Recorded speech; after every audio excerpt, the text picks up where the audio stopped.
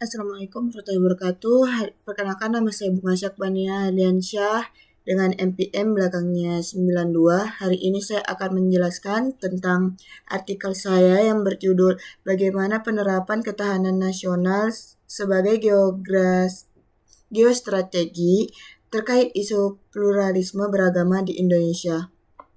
Jadi, alangkah baiknya kita mengetahui awalnya terlebih dahulu.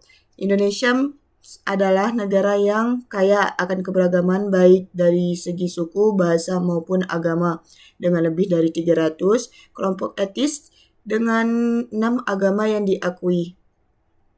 Indonesia menghadapi tantangan besar dalam menjaga stabilitas dan nasional.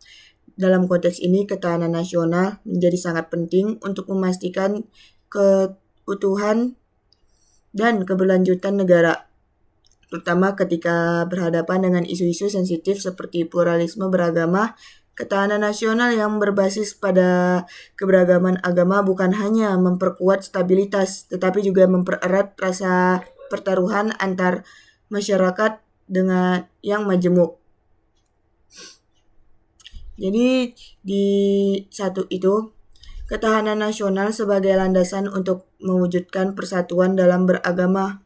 Jadi ketahanan sosial itu mengacu pada kemampuan negara untuk mempertahankan dan memperkembangkan maupun menghadapi berbagai tantangan dari luar maupun dalam.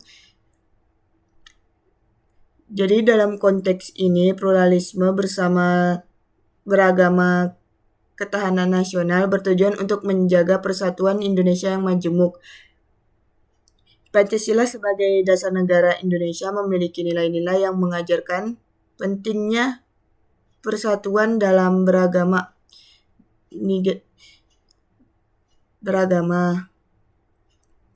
Terus yang kedua ada pendidikan, toleransi, dan penguatan karakter bangsa. Jadi salah satu upaya strategis untuk mewujudkan ketahanan nasional yang berbasis pada pluralisme beragama adalah dengan mengedepankan pendidikan toleransi. Pendidikan yang mengajarkan nilai-nilai kebangsaan, saling menghargai, dan memahami penerapan agama menjadi sangat penting dalam membentuk generasi yang siap menghadapi tantangan. Keberagaman pendidikan ini harus dimulai dari sejak dini di sekolah-sekolah. Terus ada dialog lintas agama sebagai sarana mengurangi ketegangan sosial. Jadi dialog antar agama itu adalah langkah paling penting dalam menjaga ketahanan nasional, terutama dalam menghadapi isu pluralisme beragama. Dengan adanya dialog, setiap kelompok agama yang saling memahami pandangan dan keyakinan saling masing-masing serta membangun hubungan yang lebih harmonis. Terus yang keempat ada penegakan hukum beragama, intoleransi, dan radikalisasi agama. Penegakan hukum yang tegas serta intoleransi dan radikalisasi agama adalah sebagian penting dari penerapan ketahanan nasional. Salah satu ancaman terhadap pluralisme beragama di Indonesia adalah berkembangnya paham radikalisasi agama yang dapat mengarah pada tindakan kekerasan atau diskriminasi terhadap kelompok agama tertentu. Oleh karena itu, penegakan hukum yang adil dan tegas sangat diperlukan untuk menjaga stabilitas nasional.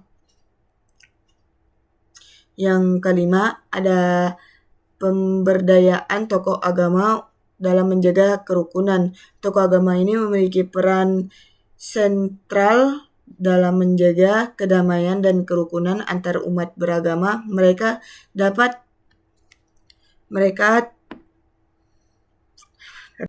Tokoh agama memiliki peran sentral dalam menjaga kedamaian dan kerukunan antar umat beragama. Mereka dapat menjadi agen perubahan yang menyebarkan pesan-pesan perdamaian, saling menghormati dan menghargai perbedaan. Oleh karena itu, dalam rangka memperkuat ketahanan nasional, pemberdayaan tokoh agama menjadi sangat penting gitu.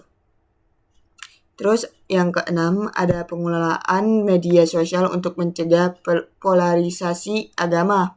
Di era digital, media sosial memainkan peran yang sangat besar dalam membentuk opini dan pandangan masyarakat. Oleh karena itu, pengelolaan media sosial menjadi salah satu faktor penting dalam menjaga ketahanan sosial. Terkait pluralisme beragama, menyebarkan informasi yang berisi kebencian atau yang dapat memicu ketegangan antar agama harus dicegah. Pemerintah dapat bekerja sama dengan platform digital untuk memastikan bahwa konten yang beredar tidak merugikan kerukunan sosial. Terus yang terakhir ada kebijakan inklusif dari pemerintah. Pemerintah Indonesia menjadi pihak yang bertanggung jawab atas ketahanan nasional, harus memastikan bahwa kebijakan yang diambil tidak diskriminatif, melainkan kelompok agama maupun kebijakan yang inklusif dan melindungi hak setiap warga untuk beragama dengan bebas dan menciptakan suasana yang damai dan harmonis. Jadi dari kesimpulan-kesimpulan yang saya sebutkan, dari poin-poin yang saya sebutkan, kesimpulannya adalah penerapan ketahanan nasional sebagai geostrategi dalam menghadapi isu pluralisme beragama di Indonesia sangat penting untuk menjaga stabilitas sosial, keamanan, dan keberlanjutan bangsa. Dalam konteks ini, langkah-langkah strategis seperti pendidikan toleransi, dialog antar agama, penegakan hukum terhadap intoleransi, pemberdayaan tokoh agama, pengelolaan media sosial, serta kebijakan inklusif dari pemerintah menjadi kunci untuk menciptakan masyarakat yang berdamai dengan harmonis dengan menjaga kerukunan antar umat beragama. Ketahanan nasional Indonesia dapat berwujud dan negara ini menjadi semakin kokoh dalam menghadapi tantangan global di masa depan. Sekian dari artikel yang saya sampaikan. Jika ada salah-salahnya kata dan terbelitnya kata, saya mohon maaf. Wabillahi taufiq walhidayah. Wassalamualaikum warahmatullahi wabarakatuh.